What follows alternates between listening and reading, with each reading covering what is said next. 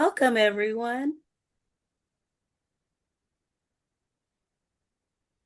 Welcome, welcome. We'll get started here in just a few moments. We'll give everyone an opportunity to come in. And as you're chiming in, if you could please share with us the city that you're currently watching from. And let's see what cities we've got represented here today.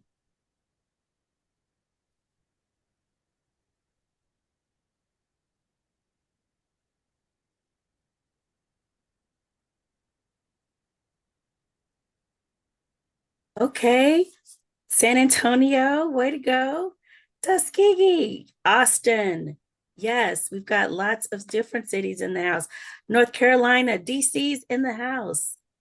Fort Lauderdale. All right. We are so excited to have you from all over the US joining in with us as we are about to embark upon a wonderful discussion. We have phenomenal panelists that are going to share their expertise and knowledge with you today. Thank you all for joining us today for Leading Through Change Executive Perspectives on the Future of Philanthropy. I'm very excited to have each and every one of you here with us this afternoon in your respective spaces and places. Thank you so much for being a part of this celebration.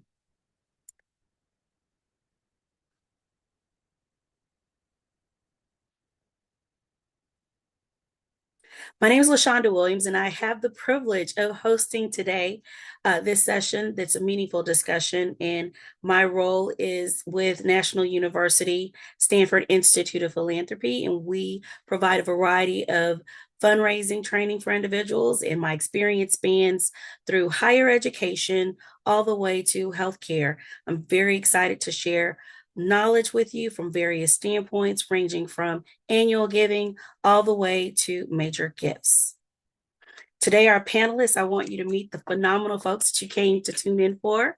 First, we have Naima Bilal, and she is currently the Chief Development Officer for Camelback Ventures, and she is responsible for strategic partnerships. She leads the efforts, and her primary interests are creating opportunities and spaces for investors to be able to serve and support underserved communities and creating long-lasting philanthropic impact.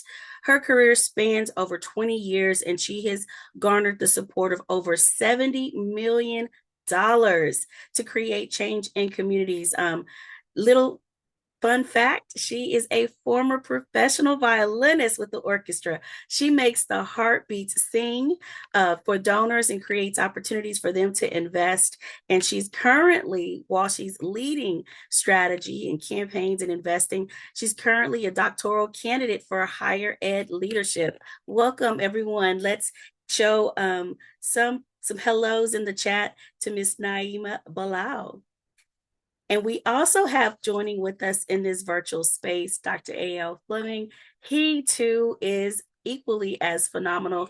I am so pleased to share with you, not only is he the Vice President for Development and Alumni Engagement, but he's recently been promoted. So now he is also the Chief Business Officer for the Tuskegee University, one of our most notable HBCUs. For those of you that are familiar with historically Black colleges and universities, Tuskegee is among the first and set a stage and precedents for all to follow. In his role, he serves as business strategy development as well as philanthropic support, garnering a variety of support from individual donors, but most notably, in his recent role, he is embarking upon a $300 million comprehensive campaign, which is going to be transformative for the students as well as the community and the faculty of the Tuskegee, a proud HBC alum. He is definitely in his space and very happy to join us today. He shared that his experience spans from starting with data all the way to becoming a chief development officer. So that is definitely lots of information to share. And one of the other things I'd love to share as far as a fun fact, he is a National University graduate. That's right. He earned his doctorate degree from the National University. His studies included HBCU giving. So we definitely have experts here on the line. And last but definitely not least, Fleece Gray is here, the Chief Development Officer representing the Girl Scouts. Everyone loves the Girl Scouts, and she has the Girl Scouts of Central Texas. In her role, she leads strategy, which is very important, and she also makes individuals aware that there is more to Girl Scouts than just cookies. She drives sustainability, and she has had a long history of transformational growth with a variety of different organizations spanning through all sectors of philanthropy. Her expertise is creating ecosystems that align mission, business, community, and also the government agencies to ultimately amplify impact.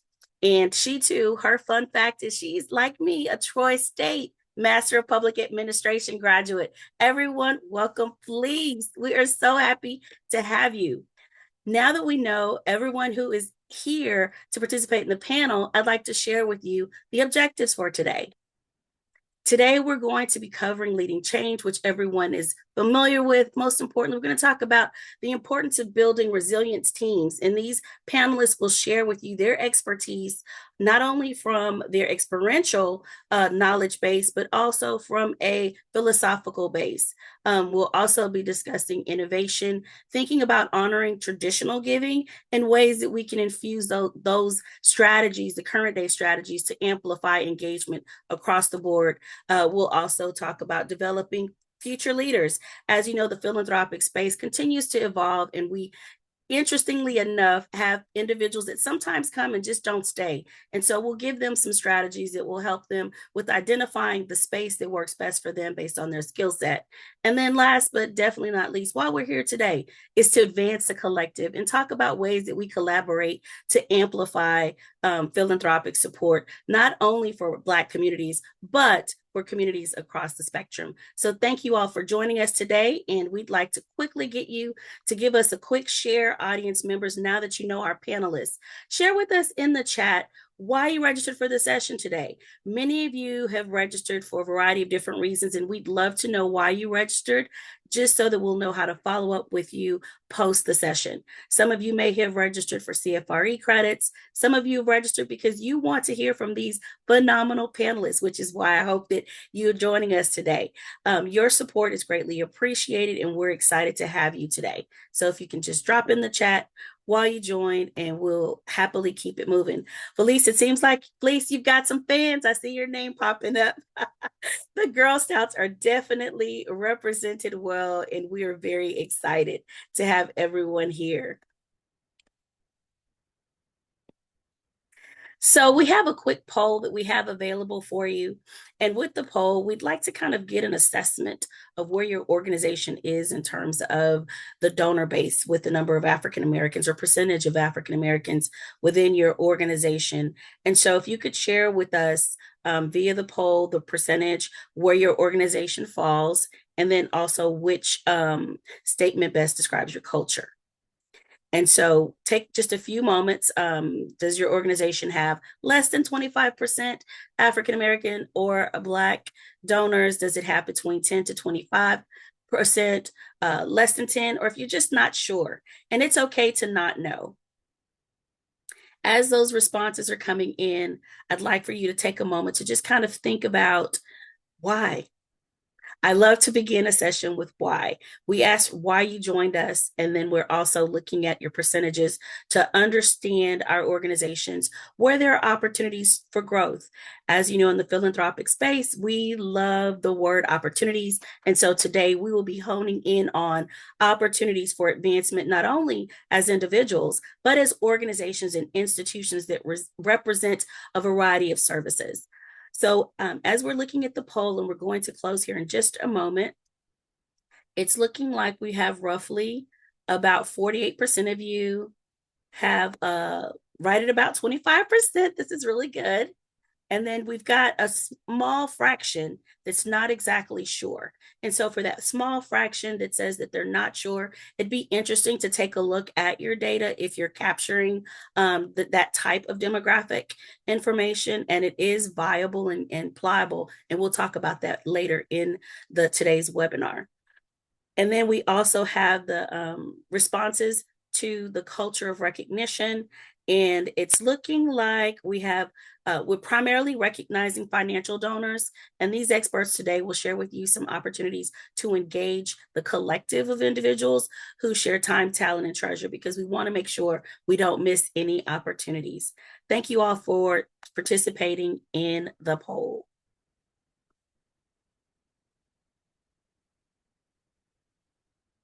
And so now, without any additional delay, I'd like to lay just a quick foundation for what we're talking about for those of you that may not be familiar with Black Philanthropy Month. There's a couple of historical contexts I'd like you to know from a local perspective. For those of you that live in the greater Houston metropolitan area, when we think about philanthropy, one of the first places that comes to mind is the Antioch Missionary Baptist Church that was established in the early or late 1800s here in Houston and Freedmanstown.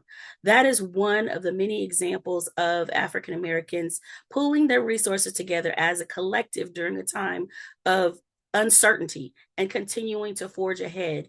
And so, with that being said, knowing that communities continue to strive in sharing time, talent, and treasure, we are going to dive in with ways that we can actually address key skill sets in terms of leadership. And with that being said, we're going to get started. So we're going to have Naima to chime in. The question is leading with purpose. So that's the first section that we're going to discuss. When we talk about leading with purpose, as a Black fundraising executive, how has your journey influenced your leadership and the way that you navigate change? Because philanthropy is ever changing, but how's your experiences influence the way you navigate change?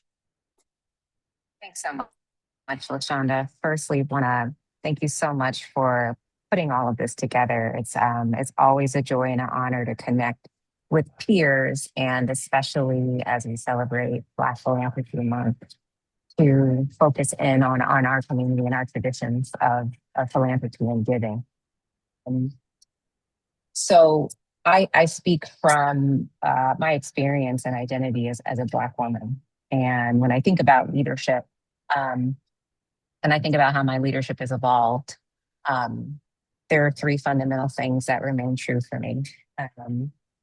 And paramount of all of it is this notion that, to lead is less about taking charge, and more about how you're enabling others to lead well and do it in a way where they're thriving as leaders.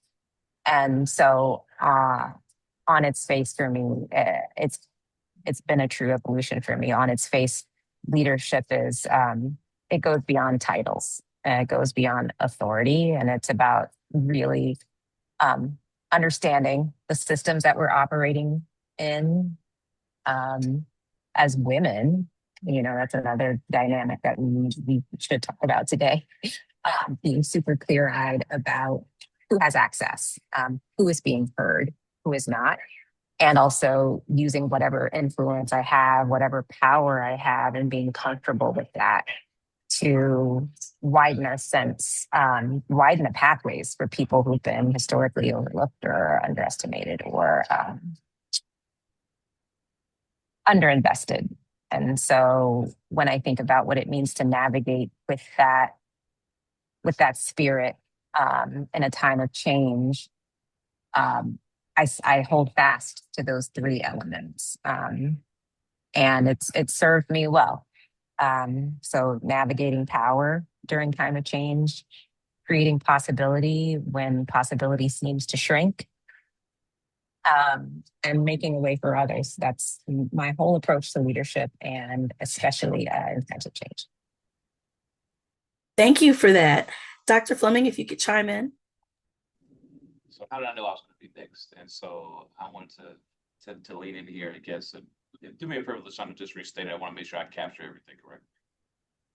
As a Black fundraising executive, how has your journey influenced your leadership and the way that you navigate change? And I remember in our prep session, you talked about how you've been in every aspect of from the back office to the front office. And so how has that impacted you, how you lead change? Sure, as a sometime awfully debated poet once said, I started from the bottom, now I'm here.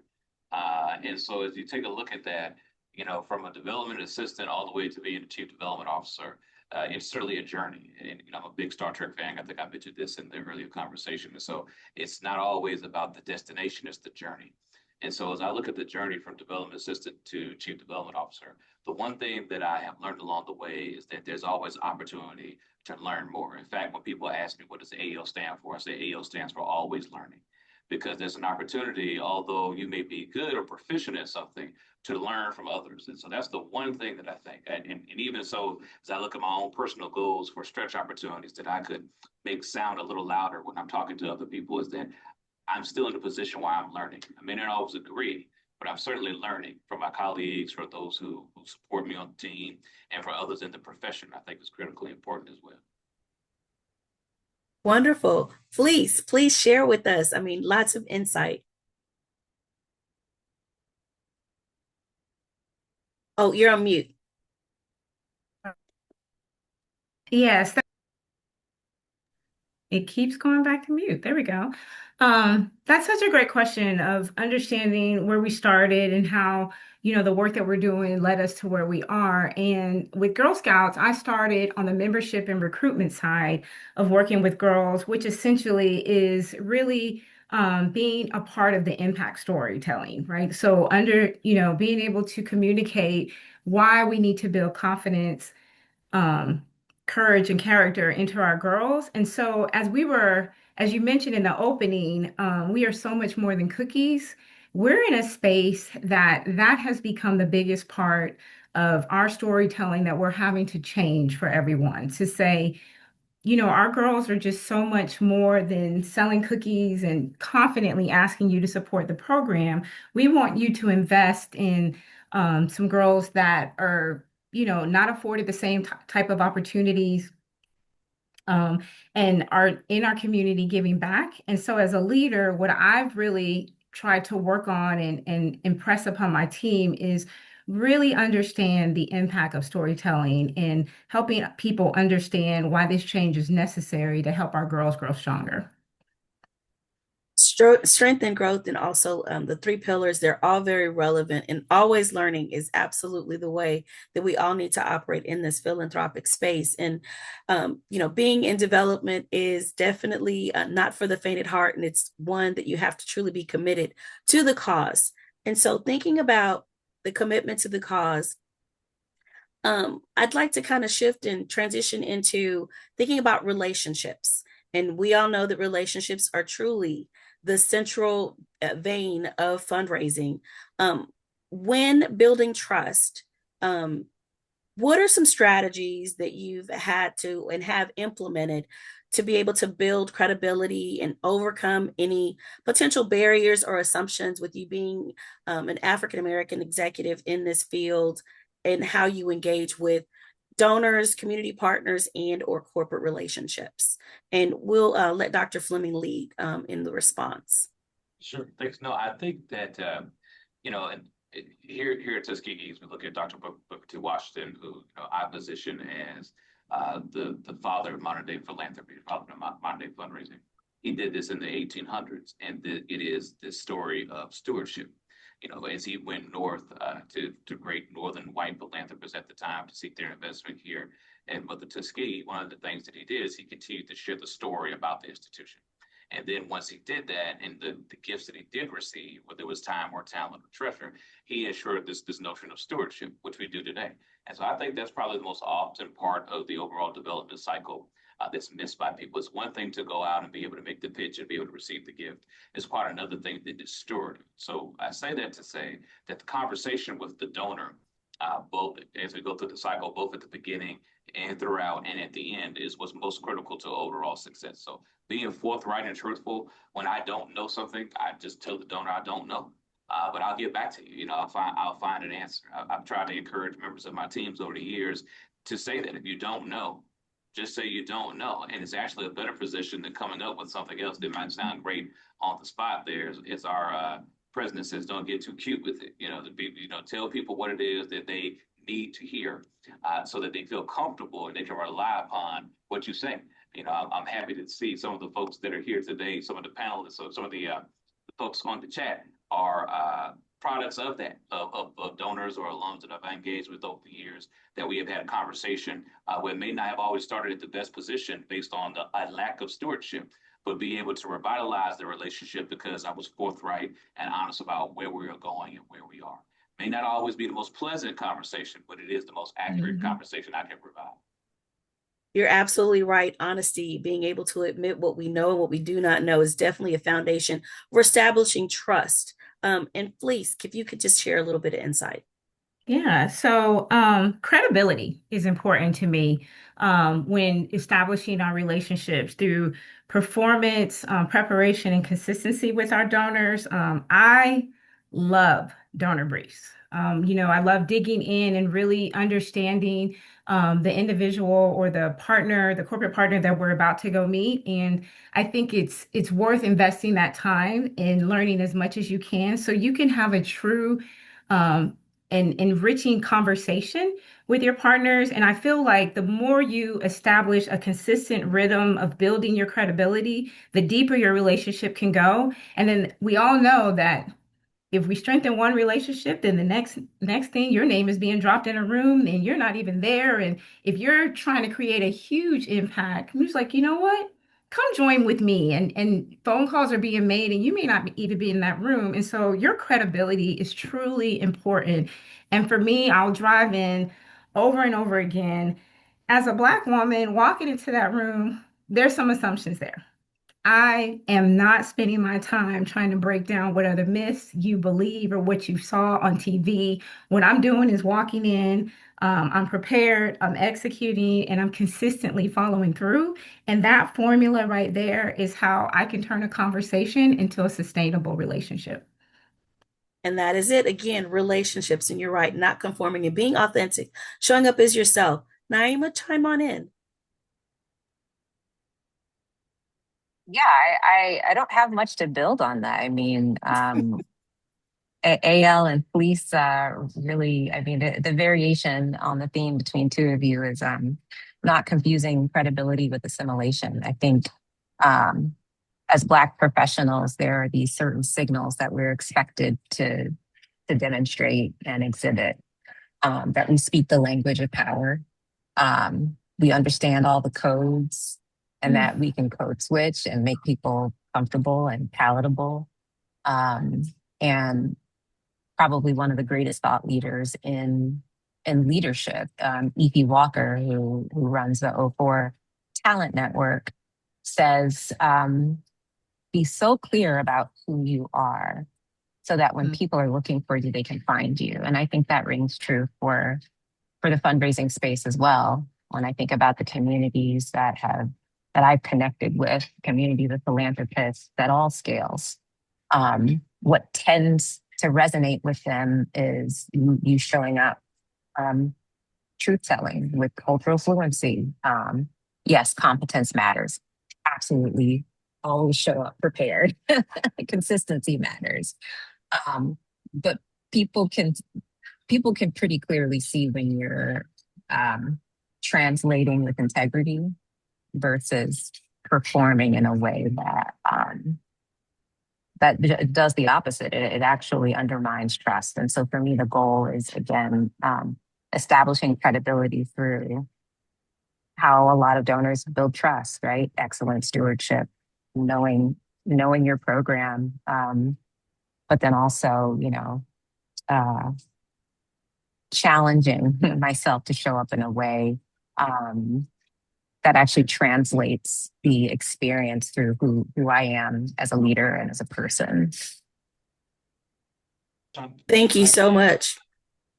If I could add, so another part of that too, then I think is AL also stands for authentically living.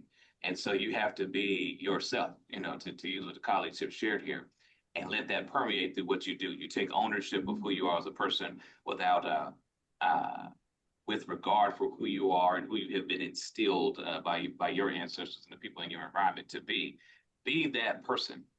Don't try to be somebody else. As I tell my colleagues all the time, that if you are the painter and you are upset about something, that will come out in the painting. that'll come out. If you are the lawn service person, it'll come out in the way that you cut the grass. And so, in the same way, if you are not being your authentic self in this fundraising life, it will come out, inextricably in everything that you do. So, authentically live your life as such that people will trust you. You will have the credibility, and you will be able to steward the relationship. Which is a wonderful transition, honing in, thinking again, authentically living, cultural fluency, understanding the narrative of code switching and know how to do so in said spaces, but also remaining true to yourself. Thinking about that from a philanthropic space and thinking about innovation, and each of you are in very large institutions and you have systems in place with how you recognize stewardship. And we talked earlier a little bit about the importance of and the value in the African American community of time, talent, and treasure. So as we're honoring or attempting to honor that particular cultural context and looking at donors, and we evolve, the question is, how can organizations amplify how they're recognizing the three, but also maintaining true to their organization to ensure that everyone feels included in that space, because we know that the entryway sometimes may be volunteerism. So who'd like to chime in and lead that dialogue? Oh, I'll grab that.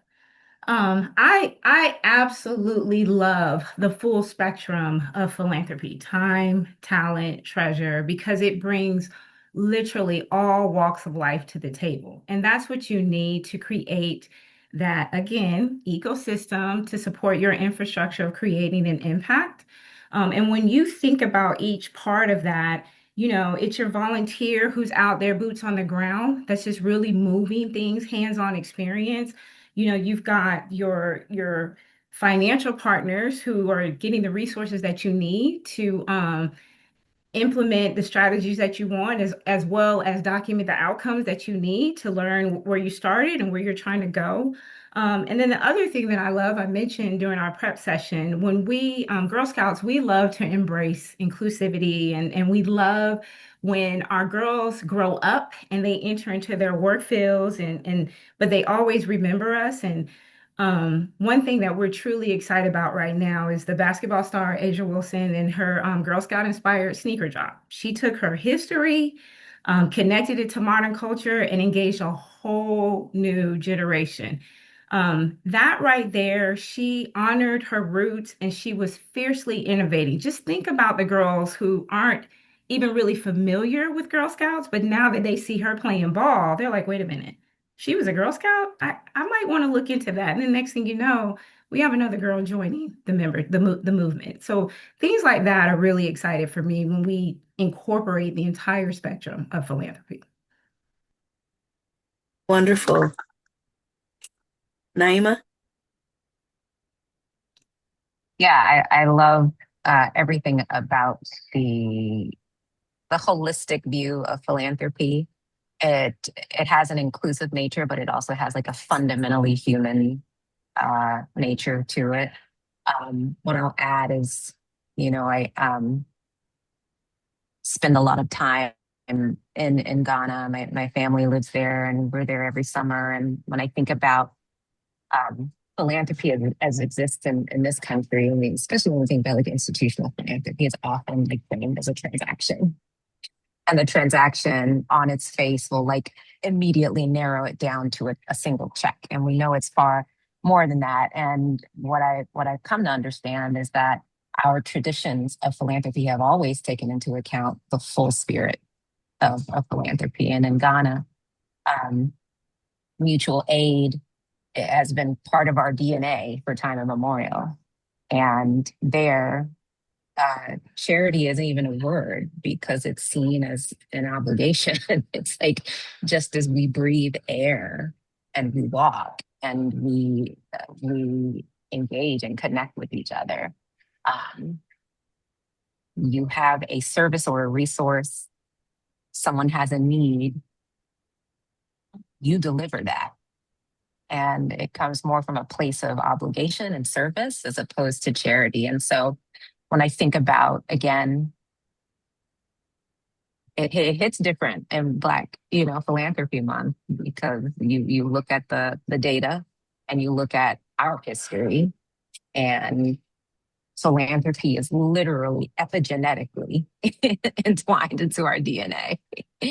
And so we can build on that sensibility and build on that strength that we carry intergenerationally. Um, and for me, it's always been a holistic and totalistic view.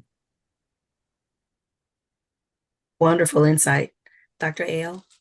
Sure. No, I'm particularly excited about this one because as you talk about the three T's, we look at Dr. Washington, who walked from what is now West Virginia to the Hampton Institute, and then was sent by General Armstrong to come to be the founding principal at Tuskegee University. Here's why that matters. So Lewis Adams is a local official here in the city of Tuskegee. And he, pardon the parts, he parlayed, as we say here at Tuskegee, he parlayed an opportunity with an elected official to receive an initial investment in Mother Tuskegee for it to be created. Another $2,000 from the state, 100 acres later came on, but initially we started just a little shanty. Why that's important is because, as we discussed, Dr. Washington being the father of modern day philanthropy, from a TU perspective, philanthropy literally means the love of humanity. And so we're talking about time, talent, and treasure.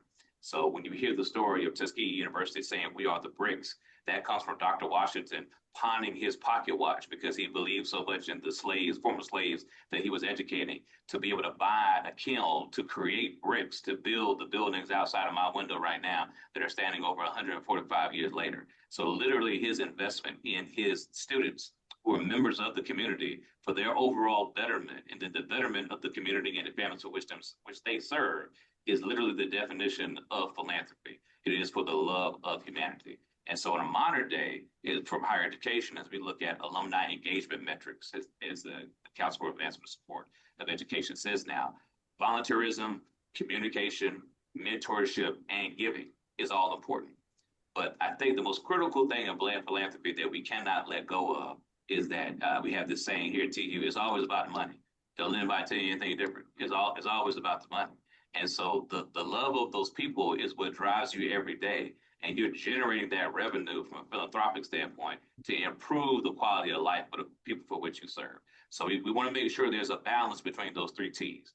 That there is a balance, but ultimately that it is their investment in multiple pathways that it lifts all boats to make everybody that much better and make the world a better place every day.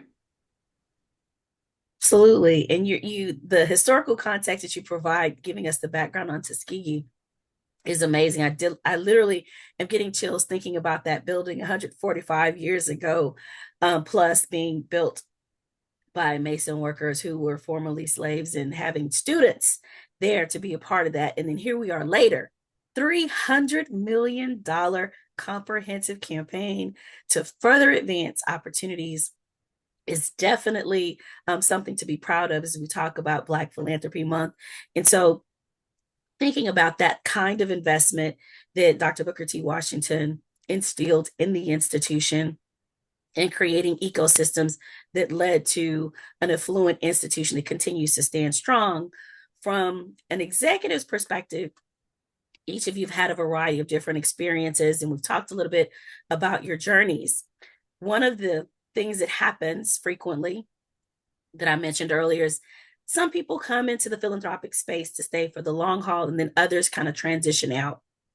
So as we're thinking about building the next generation of leaders, what are some things that you think are very important? What are some valuable lessons learned that you have endured to help you with your sustainability and being able to elevate in the profession? And Naeem, I'd love for you to lead with that.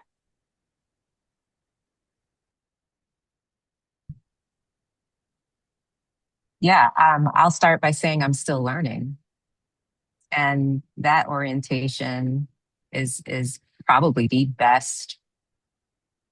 It is the best counsel I could give anyone looking to enter the field, stay in the field, and really sustain themselves in the field long term. AL mentioned that his name is always learning, and paramount to being good as a fundraiser, you have to be a lifelong learner. even if you have tenure at an organization for years and years and years, you're always going to have to be shifting how you talk about the work in a way that translates to funders. Um, Now, folks are frozen on my screen. Can you hear me? Yep. Yes, You yes, ma'am. can? Okay. We can hear you. Um, and then and then the other thing I'll say is that, as we grow as lifelong learners in the fundraising field, um, there is something to be said about self-care. And I don't mean going to the spa. I thought that matters too, because I love a good trip to the spa. What I am saying is you get a whole hell of a lot more no's than you do yeses. And I think oftentimes as fundraisers, we can take that to mean failure. And oftentimes it's it's actually a resiliency that we have to build because that's the nature of, our Western institutional philanthropy. This notion of scarcity, scarce resources for many nonprofits. And so we're existing within a system um, where we're always having to differentiate. And because there is this like legitimately scarce resources, we're all kind of competing for better or worse. Um, and what that'll often mean is that you can have all the incredible strategies and plans and you execute and it still might not generate the outcome that you're seeking. And so care for yourself. Yes, always show up prepared, have a plan, have a strategy, um, and know how to pivot. Um, and I think those are the ways that as professionals growing and continuing to learn in this space that we can care for ourselves in a field that's exceptionally challenging. And then the last thing I'll say is um, my partner asked me this recently. I've been in the field 17 years. And every now and again, I'll talk to him about how hard it is. And he asked me, well, why are you still doing it? It's been 16 years. And I said two things. I love it. And I love the people aspect of it. It's a human facing profession and it relies on relationships. And so people as a lever of a profession and someone who loves a good challenge, it helps to love the work. We can tell that you love the work, the way that you smile when you talk about the work that you do and the impact that you've had. Felice, if you could share, because we had some really great dynamic conversation about knowing the role. Oh And yeah. Yeah, so Naima, I love that you shared, take care of yourself. That's really important. Um, and I do, my team, they're gonna smile later when we debrief. As you can see, we believe in being prepared.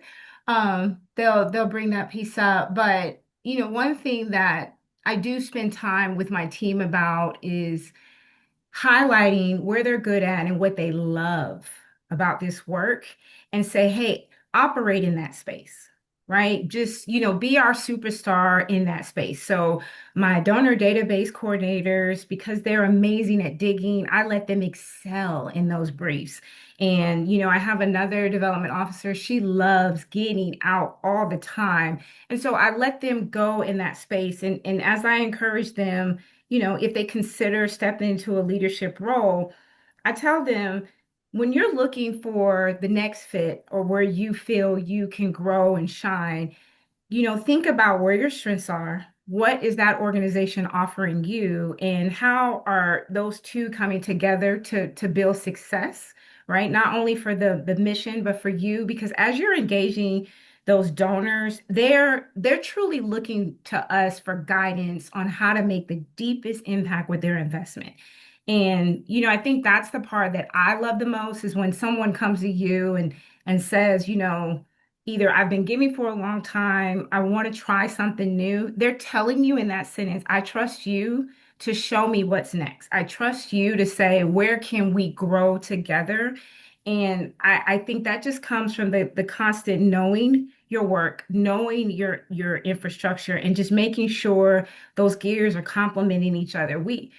You have to love reading and learning. Like I don't know if some of you have noticed, I've been jotting notes because I'm learning from both my peers here, just listening to them because they're in two totally different industries, but yet we're all still passionate about this work. We're all still passionate of connecting a donor and their treasure and their time and their talent to move a mission forward.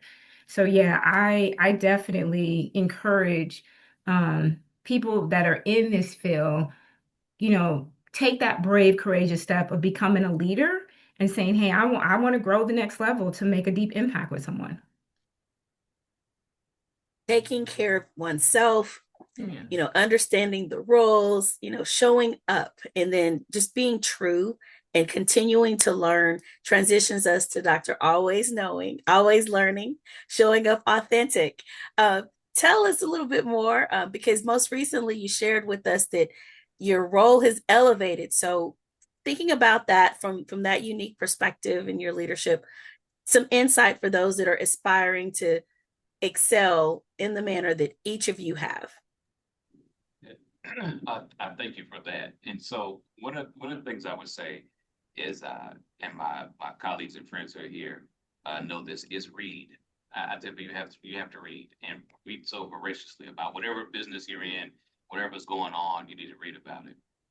And know. And so that way it gives you the position how you pivot. Some of the colleagues mentioned earlier. One other item I would say, borrowing from my Star Trek background here, is that there's always uh, failure does not mean, whether it's striking, let me say it a different way, is that it is possible to have made no mistakes, here's the quote, and still fail, still lose. That's not failure. That's just life. And so Captain Picard said to Commander Data there, one of my colleagues, she and I had this conversation not too long ago. It is possible to make no mistakes and still lose. That is not failure. That is just life. And so that goes back to what Naima was mentioning, is that it doesn't matter how great of a development program you put in place, the best marketing initiative you have in place here. If the donor is not connected, the prospect, if you will, is not connected. If you haven't created, if there is no link, to use the School of Philanthropy piece here, if there's no link and there's no interest, it doesn't matter what their ability is. As we say back in Northeastern North Carolina, that dog ain't gonna hunt, that kid ain't gonna bait. It's just not gonna happen. And so you can't blame yourself for that, ma'am or sir, for that person's unwillingness to proceed. But you've got to just, I even say you're going to have a lot more no's and you're going to get yeses. It's same thing I talked about before when if you met your, last time we talked that way, your significant other, your partner, and you ask he or she, would they marry you or be with you long term on the very first time meeting? They're likely not to have told you yes. And there may not have been a second opportunity for you to ask them how to proceed.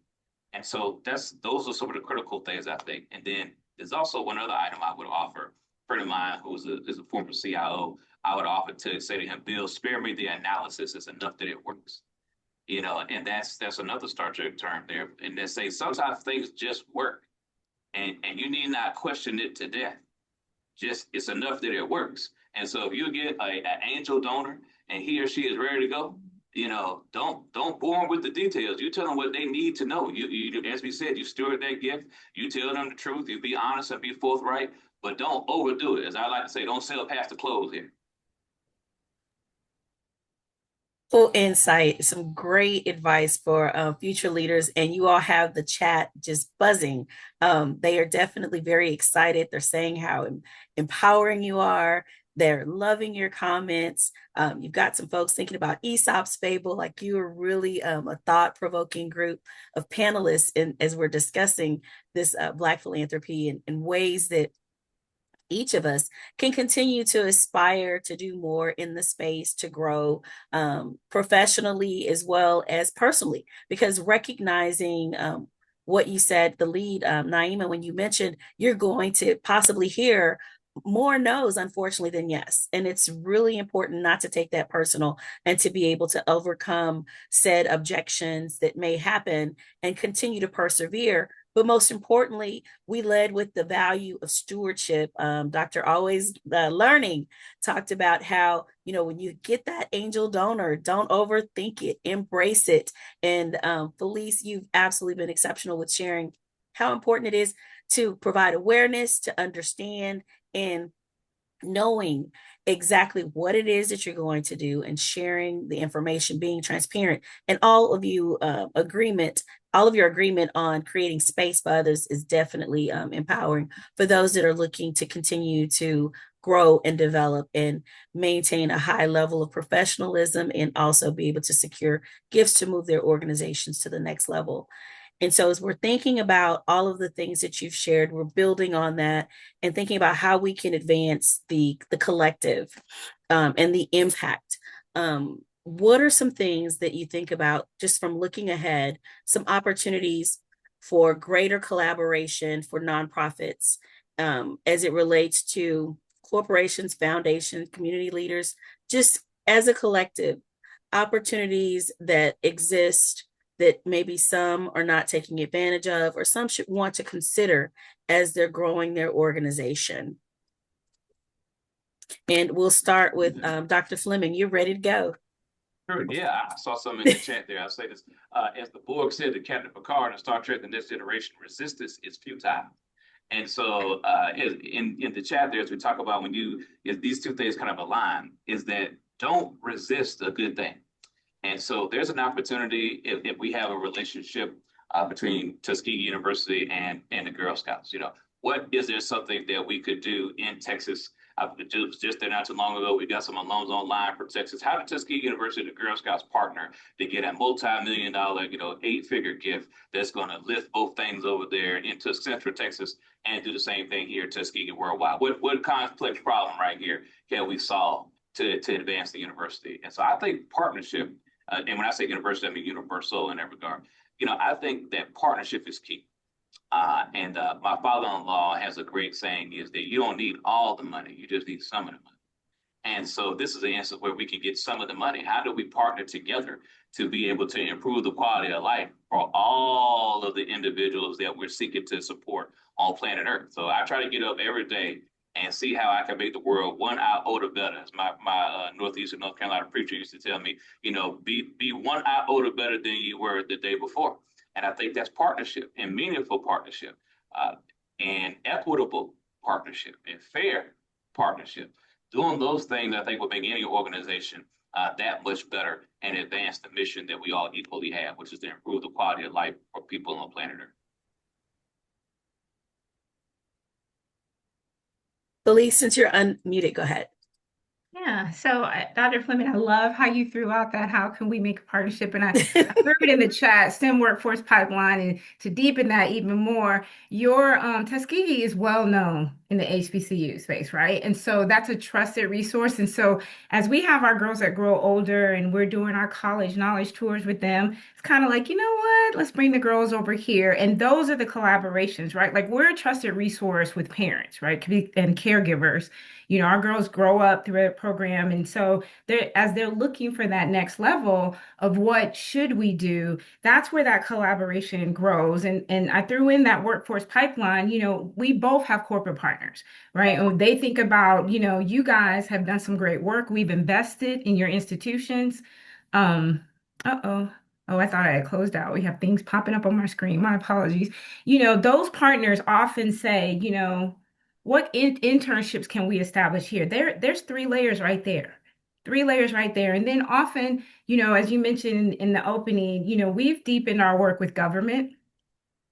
Because some of our girls, if they decide that they don't want to go to college, they want to stay really local, what does that look like? How do we reach out to, say, fire department or EMS and things of that nature to help our girls see that there are different ways for them to be present in their community and they're still giving back in their community and staying very local?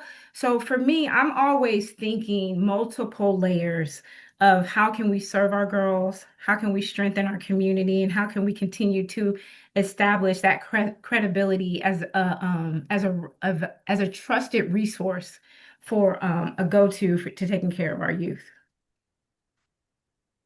Naima? Yeah, so I'll add a little bit about collaboration. And when we conceive of it, I mean, the core question really is: Are we coordinating around communities, or are we shifting and sharing power? Are we building power alongside them and with them? And so to me, it's like, if the love don't look like that, I don't want it. If the collaboration partnership doesn't look like that and doesn't have that as a fundamental driving force and motivation and outcome, all the outputs don't matter. And so again, I want to just draw us back to like building on a sensibility that we have within the Black community has always been about shared responsibility. Auntie sending around a collection plate at church, so little Naima could get a backpack for back to school, right? Grandma silently, slipping $20 in your hand and telling you hush so mama doesn't know, you know. um, we can build on that sort of communal shared responsibility. And then Dr. Fleming talks about partnership. You're really looking at it from like a lens of like shared risk, shared accountability, and shared positive outcomes, and not in the win-win sort of interest convergence way. I mean, really grounding the possibility and potential of unlocking a world where everyone can thrive, a world where communities have what they need fundamentally. And so that's the lens through which I see partnership and how nonprofits as an ecosystem, as a sector, and how all of the agents and actors within that sector can work alongside each other for better outcomes. Thank you all for that insight. The chat is definitely very active. We've got quite a few comments that I'll share. Community shared responsibility, accountability, and outcomes. And then we've got the value and the importance of recommit, redraft, self-reflect, and restart in terms of being able to persevere. And so all of these things are equally important as we continue to work in the space as a professional, and knowing how we impact communities and being very cognitive of opportunities, because the roles that each of us have is a role of privilege, right? And so we cannot allow ourselves to become comfortable in said space and kind of just stay future focused on just that singular mission, but also thinking of ways that we can amplify that mission with partnerships. And you all gave some really great examples of that. And so thinking about, the partnerships, the tradition, acknowledgement, and showing up as our authentic self and truly engaging on a foundation of trust when we're thinking about Black Philanthropy Month. And this month is almost at an end. We only got 2 more weeks left. What gives you the greatest hope for the future of philanthropy? What's the thing that really drives you, your passion, that keeps you inspired to do the heavy lifting that you do every day? Developing these very complex strategies, fundraising strategies, and involving everyone at the table. It takes not only, your energy, but it also takes quite a bit of time. So what is your hope as we're moving forward for the future of philanthropy?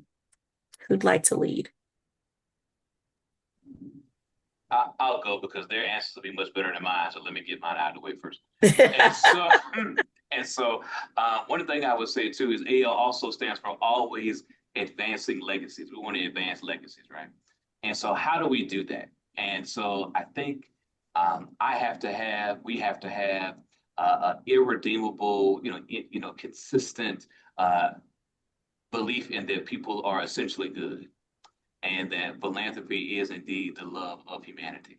And so you've got to bank on that. You've got to bank on the fact that it's, as Spike Lee said, do the right thing because it's the right thing to do. That's why, and I think because most people are at their base good people, and every opportunity is worthwhile.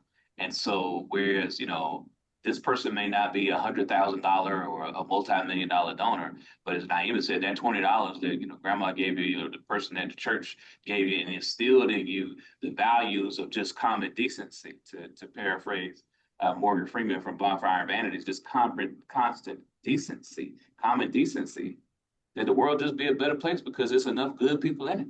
And so these 61 people who are on this call right now are all good people. And and so I'd ask you to do, I'd beseech you, I'd beg you, I'd request that you try to do something today before 5 p.m., whatever time zone you're in, to make life that much better. If that's walking down the hallway talking to a colleague, if that's going online and making a small contribution to one of the 3 organizations that are represented here today, giving something to your alma mater that you may have forgotten about, whatever that may be, just make the world a better place. So that's what I believe is happening that much better. There's good people out there. I believe in them. And I'm just asking everybody to do the right thing.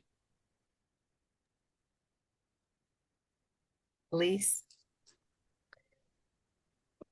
Wow, he said our answers will be better, but I don't know. He left, he took a lot. But what I love, as he was talking, and Naima had mentioned about, you know, basically that community that took care of us before philanthropy became a big word. Um, what's giving me hope now is there's conversations like this, right? More Blacks are getting in this space and are understanding what grandma did for me or what the neighbor down the street did for me is something that I can help communicate to another successful Black in this field and be like, hey, we have a scholarship over here. There's some kids that they don't have somebody to slide them $20. We need some help just helping them with everything, everyday needs that the scholarship didn't cover. Right. And so, my husband and I, we spend some time just taking care of college students with zero recognition. This is probably the first time I've ever said it truly public because both of us started out at HBCUs and just had just enough to cover books and tuition, but we know there's parties, we know there's gas, we know there's school supplies that isn't covered in the bookstore with that book voucher, right? And so where do you go when your parents are tapped? Or you don't even want to ask your parents because you know they're tapped. So as you think about those things in your working your profession, also think about that extra space where you can give as a philanthropist, or you can have some conversations to encourage others who have capacity to give and be like, hey, I know over at this school, or I know over at this youth center, or I know over at this church, they could use your support. And we all know the sentiment, it takes a village. That has not changed. That has not gone away at all. In this community, or in this economic climate that we're dealing with, it is still taking the village, our village, to take care of each other. So we still have to move that forward. Um, so yeah, all of that to say that is what's giving me hope, that I see that more and more it's elevating. That conversation is getting bigger, it's expanding. And for all of those that have signed on, I applause to all of you. You took the time out of your day to say, I want to hear what they have to say. And I guarantee you're going to walk away with a nugget that you're like, I'm going to make that applicable in my everyday life and in my profession.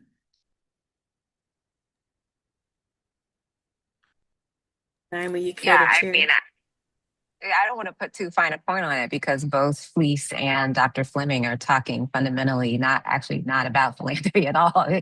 You're talking about the people. And so I'll just end by saying, um, my hope it has actually nothing to do with philanthropy, both in practice or conceptually.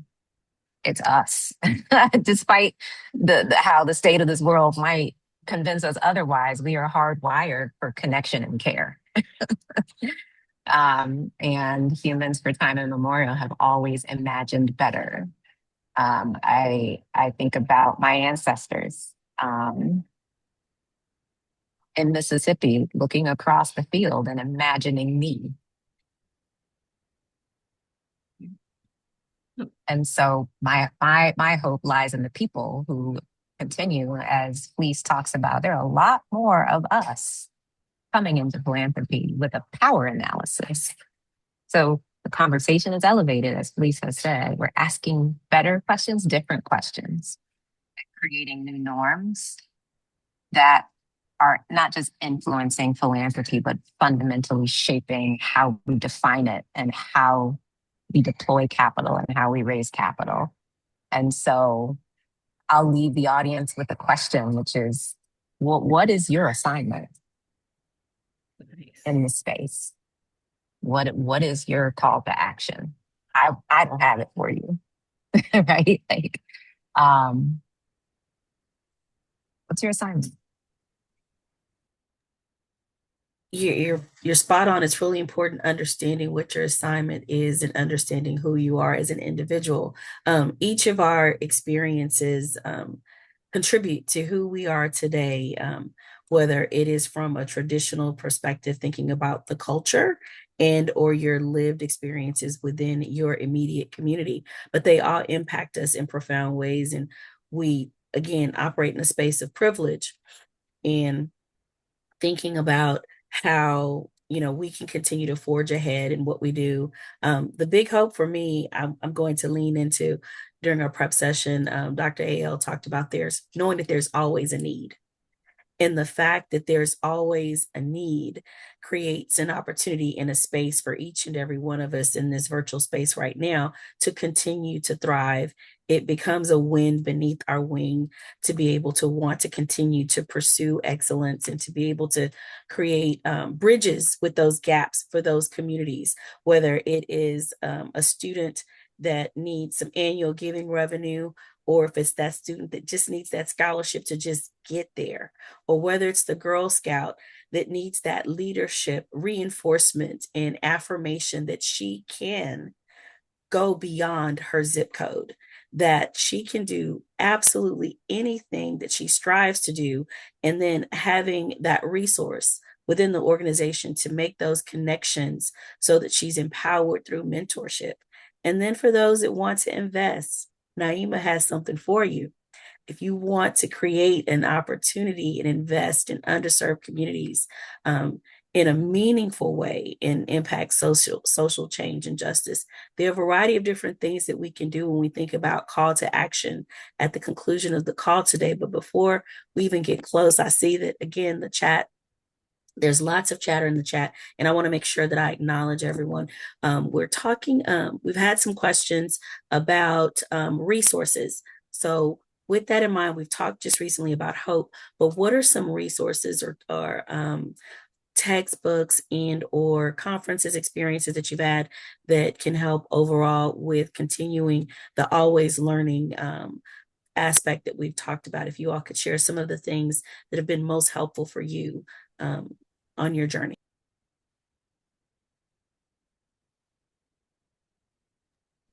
Elise, if you could start. Okay, so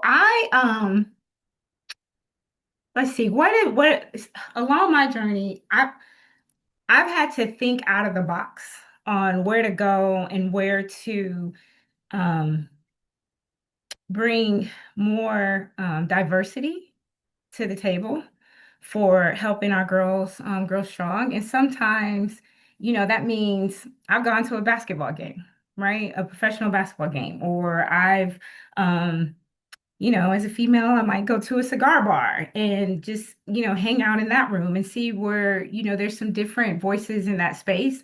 I say that to say, avail yourself to different non-traditional spaces for trying to build a bigger table for more voices to come in. I'm always thinking differently than just the standard typical networking spaces. I think these platforms are amazing. um, and I know there'll be a lot of connections on LinkedIn and things of that nature. And I'm very much open to having some conversations with people. So there's that thing you can hit me up on LinkedIn. But I also want you to think about there's different spaces to go, because keep in mind, people aren't thinking a fundraiser is going to be at that space. People aren't thinking that I'm going to drum up a conversation at a basketball game or a football game. They don't think you're going to do that. And I've had some really big wins in that space where people are just like, you know what, I'm gonna follow up with you, right? Because now you see me from a different lens, not suited up or don't have my portfolio or I didn't come with my brief in hand. I just showed up to have a conversation about how are you engaging your community.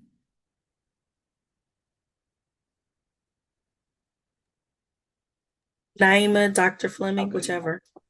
go ahead, Naomi, if you'd like to go first.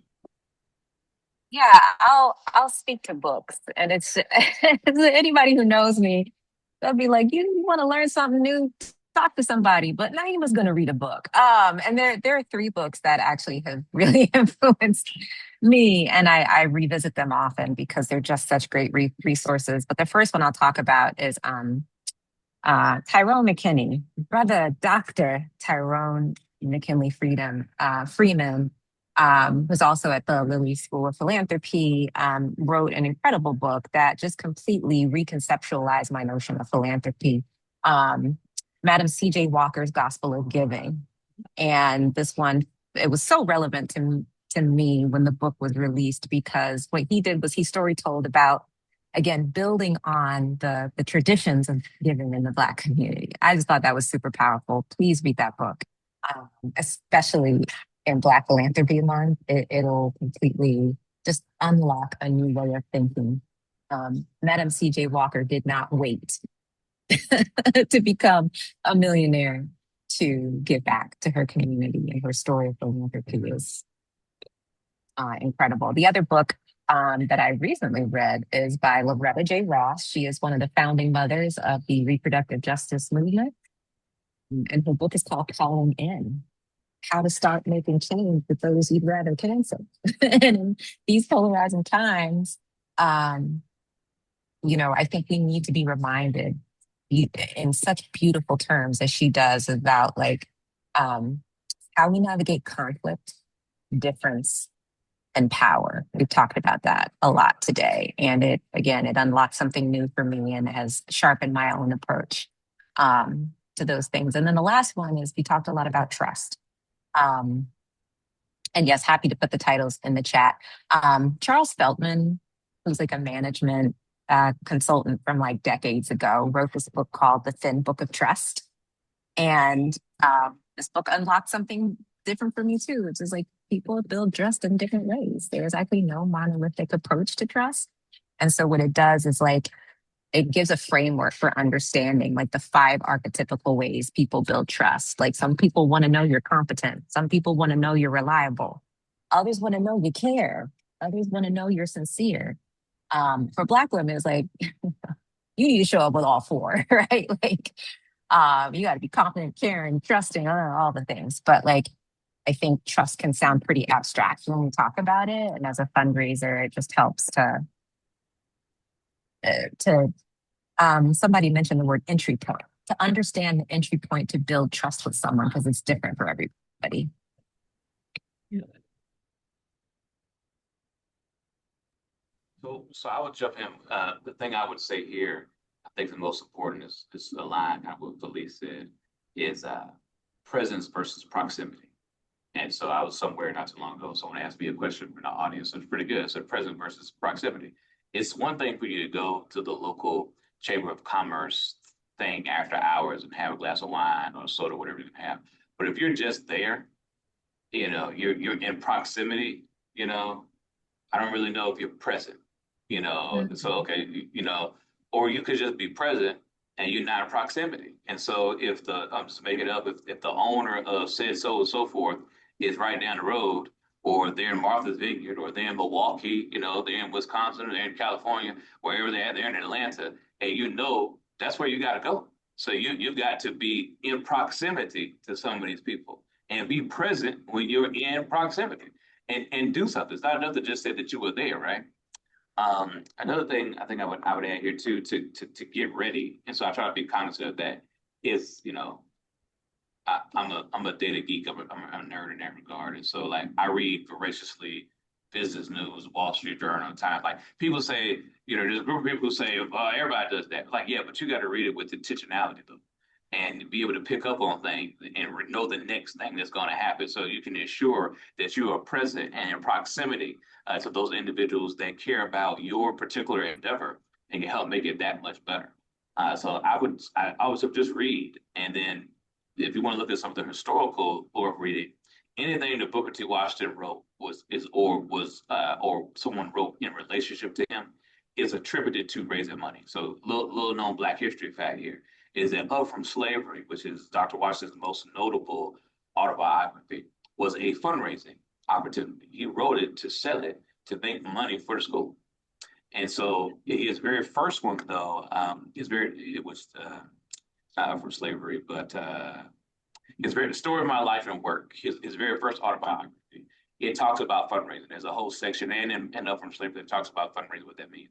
We're talking about somebody who was born in the 1870s, 1860s, started raising money in 1881, died in the early 1900s, and is known for being the most successful Black fundraiser on the planet with a gift of over $600,000 from Andrew Carnegie in 1903. That's now today worth well over $680 million adjusted for GDP and other economic factors.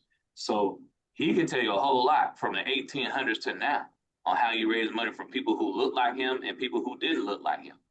And so there's a whole framework, conceptual framework out there on how you can raise money using the Washingtonian approach, regardless of whether you're a Du Boisian or Washingtonian. You can't knock the fact that Dr. Washington raised a whole lot of money. And, I'm sitting right now in the benefit of his work. And so I think that's a great opportunity is to read as much as you can historically, do things, and go meet people. To Felicia's thing, go meet folks, show up where these people are and be in uncanny places and let them think that, to them it may be uncanny. But if Felicia just told you she planned to go to that cigar bar, she was there. But it may look like it wasn't important, it wasn't intentional, but she planned to go there. She showed up. And then what happened, because she showed up, being her authentic self. Yep. You have to first show up and understand who's in the room. Very, very insightful. As you all were talking, you ignited so many thoughts. My hand was not writing fast enough. And so, fast and furious, thinking about the collective, thinking about opportunities to collaborate, thinking about showing up in proximity. For some of you that may be in this virtual space with us, when you're thinking about partnerships and showing up and ways that you can collaborate, but moreover, resources, let's not forget about the strength of the African American community as a whole and its philanthropic investment in all aspects of philanthropy, ranging from social services all the way to healthcare. There are numerous organizations that have influence and power and that revenue that you're seeking, and they fund programs that can complement, amplify your causes. There's a Divine Nine for those of you that are familiar with the 9 Greek lettered organizations that began all the way back in 1906, starting with Alpha Phi Alpha. And I think someone on this Zoom panel is familiar with that. And then my sorority, Alpha Kappa Alpha, starting the first credit union.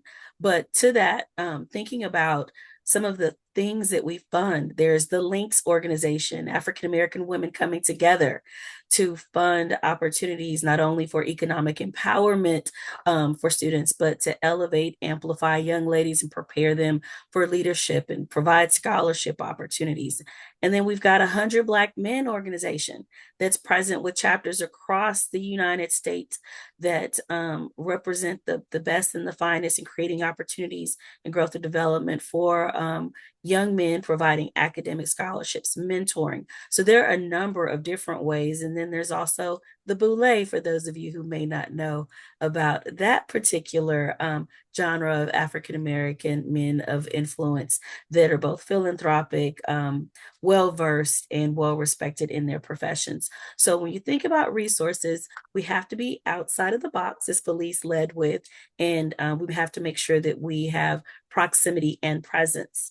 And so doing our due diligence and understanding and knowing the spaces where we can amplify organizations and create opportunities to invite African American and or Black investors to join our organizations that may not be invited. We started off talking about how many or what your percentage was of your African American donors with your organizations.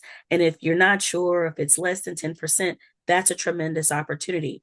And so that is why we're here, to create a space where we can share experience and also share how we can capitalize off of opportunity. I'd like to yield a few moments for those of you that are here in this virtual space. If you have questions for our panelists, if you can put them in the chat. We see we've got a sorority sister in the house. I see you, Kim. We've got some links here on the line. Wendy, I see you. I see you. All right, 1922. I see you, Latasha. The Divine Nine is definitely in the house. We're very excited to know that you all are representing it today. If any of you have any questions, if you can drop them in the chat. And as you're preparing your questions, I'll ask the panelists if they'd like to leave us with a final thought as we kind of begin to transition to the close of our webinar today. A final thought. We talked about the call to action. We've covered quite a bit today, believe it or not, in a short period of time. We've talked about resilience, the essentials that we need to know in order to be successful. You've talked about impact, collaboration, feeding into the next generation of leaders. But if there's anything left to say, what is it that you'd like to leave the audience with today as we celebrate Black Philanthropy Month and what it means to you? And in no particular order, just feel free to chime in.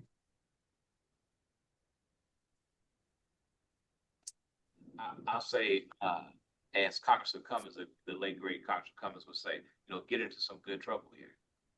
What is it that philanthropy can do that will move the needle to improve the quality of life, not only locally, not only in your state, not only nationally, but internationally, the quality of life on the planet. So get into some good trouble. And understand, I think the most significant thing is that you may make no mistakes and still fail, still lose. And that is not failure. That is just life. And so get back up and do it again. Get back up and do it again.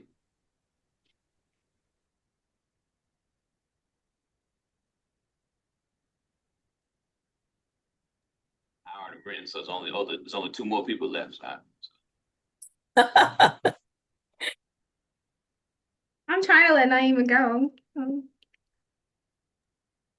I have no notes, just gratitude. Yeah. Just a lot of gratitude to be with you all today. Yeah, I share that sentiment, having this opportunity, this platform, to contribute to this space. But the one thing that I will challenge the audience with is, and I think Dr. Fleming put it in the group chat, start small, but start, right? Just start, align yourself with something, and it could be, what do you want to leave that legacy to be? As when your family or whoever, in the end, they're like, I remember this person, ... and they loved giving to X, Y, and Z. And we just gave you the formula. It's not just your treasure, it's your time, it's your talent, it's your voice, but contribute somewhere. Start somewhere. Contributing is very important.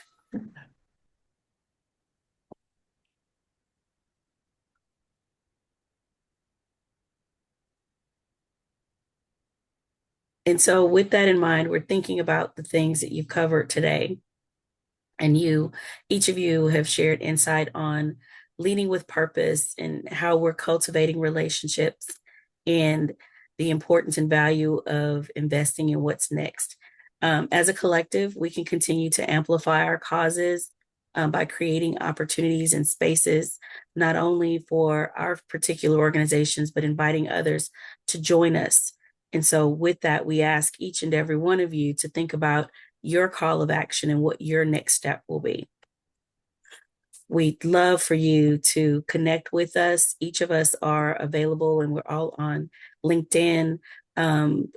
Dr. Fleming, Naima, Felice, we're all on LinkedIn. We'd hope that you join us and connect with us in this virtual space so that we can continue the conversation, not only about Black philanthropy, but how to elevate your career and how to continue to amplify your causes throughout the year. We'd like for you to also be mindful of saving a date.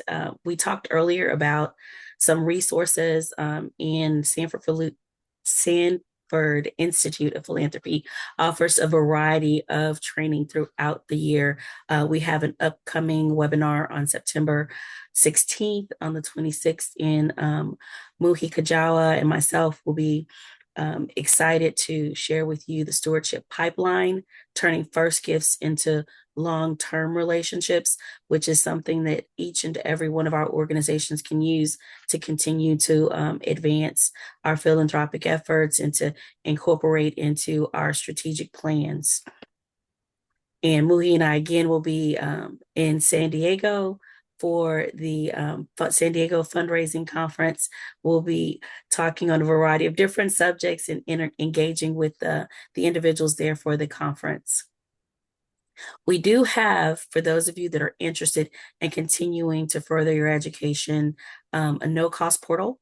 You have created a login, and so you can access our portal, which includes over 40 webinars, informative blogs. It has a variety of different resources available. We have copies of our archive of webinars, which can be beneficial. Some are specific to different areas of the cost selling cycle. And we also offer a Essentials of Fundraising certificate, which is very flexible that you can take at your own pace. It has comprehensive training, and there are a variety of different options, and it definitely aligns with individuals who are interested in pursuing their CFRE. The certificate's essential course is CFRE eligible. And we are very, very grateful to have today's webinar made possible by our partner. And we talked about partners in the collaborative, Bloomerang, for their support and their sponsorship of our webinar series. We are very excited that you joined us today, and we're grateful that you joined us. Thank you. Did we get a chance to maybe do a quick lightning round of any of the things in the Q&A? Yes, let me just see if I can catch that Q&A. Let's see, lightning round. I'm looking for the Q&A and I'm sorry. Go ahead. I've got one. It says, the first one says, how can we take care of ourselves in an environment that rewards productivity? And so I don't mind answering that one. And it's unfortunate, and the person who said this may not like it, but the answer is to produce. Unfortunately, the only way to take care of yourself in an environment that rewards productivity is to produce. And so this goes along with what Felice was saying earlier. Just as much as it's important to know what type of chief development officer you're going to be, it's important to know what sort of organization you're joining and what their expectations are. And if you, just being honest, if you brother or sister think that you're not going to be able to produce, this is a producing business. Unfortunately, you have to produce. And so I would say stay encouraged. If you're a person of faith, pray. If you have a loved one, I tell people all the time, if you have any challenges or you're upset about anything, you need to go home and tell that to somebody who loves you. Don't talk to anybody you work with about that. You need to talk to somebody who loves you. And and you got to produce. You got to get up and go. So that's how I would answer that. I mean, you got to produce. There's no other way around it. Dr. Fleming, I'll build on that. We all know last year was tough, right? In our organization, just like everyone else, we took some hits. But one thing that is key to me, and I had an amazing CDO that trained me. He had a wonderful relationship with his CEO, so I have that with mine. And I started communicating early what was going on. And she has her space of the conversations that she will have, but when she heard that, she rolled up her sleeves as well. So again, that leans on the infrastructure that you're in. Be like, hey, listen, this is what's going on. I know my team is driving this effort, these KPIs, but I'm gonna need you to dig in a little deeper and make sure you're doing your share on having these conversations. And so she was really supportive through the whole thing. But you're right. We don't want to sugarcoat it for y'all. Right. It's an industry where we need to produce, but I will add this love to it. You're producing for that mission. Keep that grounded, right? Like I was a Girl Scout. I've seen tons of other little Girl Scouts. Sometimes summer camp is held at our building, and I can tell y'all when I walk into the hallway and see little brown babies that look like me, their eyes light up when they see me. And so that right there gives me energy. So I'm like, yeah, we gonna produce. We gonna work for her little voice. So just stay connected to that mission and keep communicating with your executive team and the others that help build that infrastructure to support your fundraising initiatives. There are other questions. I don't see them. The next one was how do you deal with donor fatigue? And I can jump right into that. Mm. And so it's easy, but it's not. So I'm gonna give a simple answer, right? You have to segment your donor base. And some things you're gonna send to everybody. There's the rifle approach, which is, and it's a shotgun approach. The rifle says, I got one bullet, one kill. I'm going after one person, if you will, for my folks in the military. The shotgun approach, it goes everywhere when that bullet explodes. And so you gotta use a rifle approach and segment your population to know exactly who you're talking to so you don't cause fatigue.